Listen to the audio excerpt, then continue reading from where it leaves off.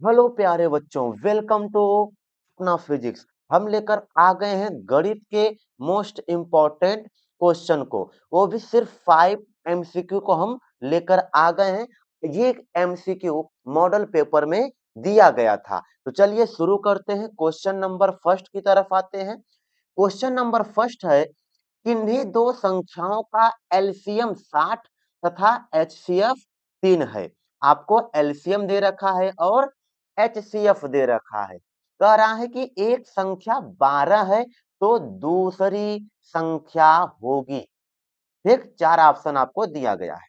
तो इस तरह का क्वेश्चन सॉल्व करने का एक फार्मूला होता है, A multiply B is equal to होता है L C M into H C F. ठीक, ए ए क्या होता है, पहली संख्या मान सकते हो, और बी दूसरी संख्या। ए मतलब पहली संख्या होता, बी माने दूसरी संख्या होता है, और एलसीएम और एचसीएफ आप खुद ही जानते हो। तो आप मान सकते हो एक संख्या ये आपको ए का वैल्यू दे रखा है, तो यहाँ पे रख दो। ए के जगह पे क्या रखोगे, 12। गुणा लगाओगे बी, यही दूसरी संख्या बी मान लो, यही निकालना है आपको। बराबर लगाओ, एलसीएम कितना दे रखा है आपको, तो एलसीएम है 60, यहाँ पे रख दो 60। गुणा लगा करके एचसीएफ कितना था, तो एचसीएफ 3 है, तो यहाँ पर 3 लिख दो। आगे सॉल्व करोगे तो बी बराबर ये 60 गुणे में 3 बटे हो जाएगा, यह 12 गुणा में था, इधर आएगा तो क्या होगा, भाग हो जाएगा। 12 इकैया 12 हो जाएगा, 12 पच्चे 60। क्या बच गया आपका, b is equal to 5 multiply 3 बराबर 5 तिहैया 15 हो जाएगा। यानी कि इसमें ऑप्शन नंबर बी सही हो जाएगा। चलो बढ़ते हैं दूसरे क्वेश्चन पर। दूसरा क्वेश्चन है, क्या एक शून्येतर परिमेय संख्या, कैसे परिमेय संख्या है, शून्येतर परिमेय संख्या। शून्येतर मतलब शून्य को छोड़ करके कोई परिमेय संख्या, शून्य भी परिमेय है लेकिन उससे इसमें लेना नहीं है, शून्य को छोड़ करके एक शून्येतर परिमेय संख्या और एक अपरिमेय संख्या का गुणनफल होता है। तो एक शून्येतर परिमेय संख्या, शून्येतर मतलब शून्य को छोड़ करके कोई एक परिमेय संख्या। चलो हम क्या ले लेते हैं, 1/2। दूसरा, अपने मन से कोई एक परिमेय संख्या ले सकते हो। दूसरा कोई एक अपरिमेय संख्या ले लो, चलो रूट में 3 ले लो। इनका गुणा निकालोगे तो क्या आ जाएगा, √3/2। एक अपरिमेय संख्या लिए थे और दूसरा, रुको रुको, ये एक परिमेय संख्या लिए थे और यहाँ पे एक अपरिमेय संख्या लिए। जब दोनों का गुणा किया गया तो यहाँ पे √3/2 आया, जो कि ये भी एक अपरिमेय संख्या है। अतः आप कह सकते हो, एक परिमेय संख्या और एक अपरिमेय संख्या का जब गुणनफल निकाला जाता है तो सदैव अपरिमेय संख्या आता है। आई होप आप समझ पाए होंगे। चलो बढ़ते हैं तीसरे क्वेश्चन पर। तीसरा क्वेश्चन है, रेखा युग्म समीकरण x plus 2y minus 5 is equal to 0 और 4x plus 8y minus 20 is equal to 0 दिया है। कह रहा है आगे कि के हल होंगे, केवल एक अद्वितीय हल होगा, अपरिमित रूप से अनेक हल होंगे, कोई हल नहीं, 2 हल होंगे। इनको हल करने के लिए आप क्या करो, पहले इन समीकरणों को लिख लो। x plus 2y minus 5 is equal to 0। दूसरा समीकरण क्या है, 4x plus 8y minus 20 is equal to 0। यहां से x का जो गुणांक होता है वो a होता है, तो a is equal to x का गुणांक 1 हो जाएगा, इनके सामने कुछ नहीं तो 1 होता है, कॉमा लगाओ। ठीक, अगर यहाँ पे a1 रख दो तो सही रहेगा, a1 बराबर 1। ठीक, a1 बराबर क्या हो जाएगा, 1 हो जाएगा। रुक जाओ, a1 बराबर 1। फिर आगे आ जाओ, b1 इज इक्वल टू कितना हो गया, 2। आगे चलते हैं, C1 इज इक्वल टू -5। इधर आ जाओ, यहां पर A2 is equal to 4, B2 is equal to 8 and C2 is equal to -20। ये आप इतना लिख लेना। तो आप निकालोगे A1 बटे में A2, फिर निकालोगे B1 बटे में B2, फिर निकालोगे C1 बटे में C2। चलो आगे आ जाओ, A1 का वैल्यू कितना है 1 अपान में A2 का वैल्यू कितना 4, यहाँ पे क्या रखोगे 4।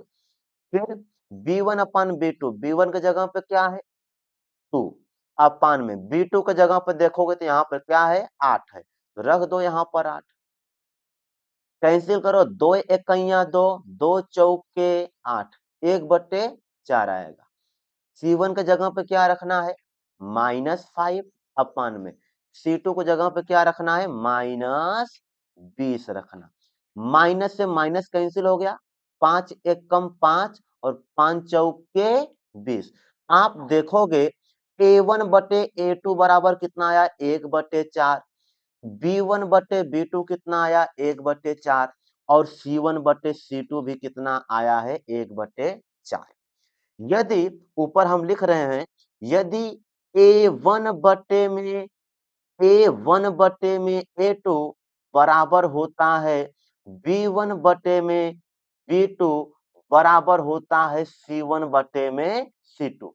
अगर ये तीनों बराबर आते हैं तो आप याद कर लेना, अपरिमित रूप से अनेक हल होंगे, अपरिमित रूप से अनेक हल होंगे, रूप से अनेक हल होंगे।